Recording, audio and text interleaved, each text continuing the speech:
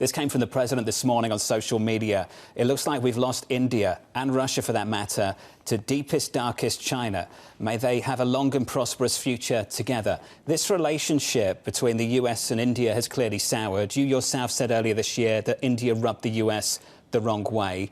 There's an understandable tension that continues to build. But they're not the only ones buying Russian energy. The Chinese are buying Russian energy, and for that matter, the Europeans too.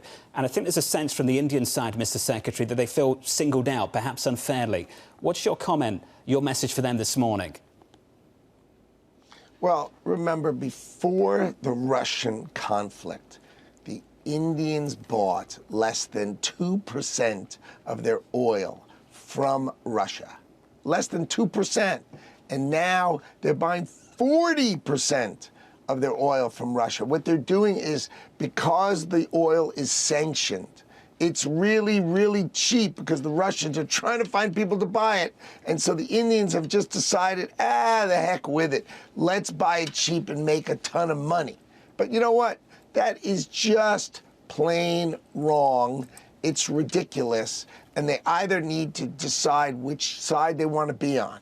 You know, what's funny is, remember, the Chinese sell. The Chinese, well, we're always willing to talk. The Chinese sell to us. The Indians sell to us. They're not going to be able to sell to each other. We are the consumer of the world. People have to remember, it's our $30 trillion economy that is the consumer of the world. So eventually they all have to come back to the customer, because we all know eventually the customer is always right. When you are talking with India, Mr. Secretary, I know a lot of companies in the U.S. have shifted manufacturing to India from China, so there's a real interest in this in terms of their costs. How much do you feel like you've lost leverage as a result of the court case that came out fairly recently? We haven't lost anything with respect to the court case. If you look at the dissent, right, it was 7-4. Read the dissent.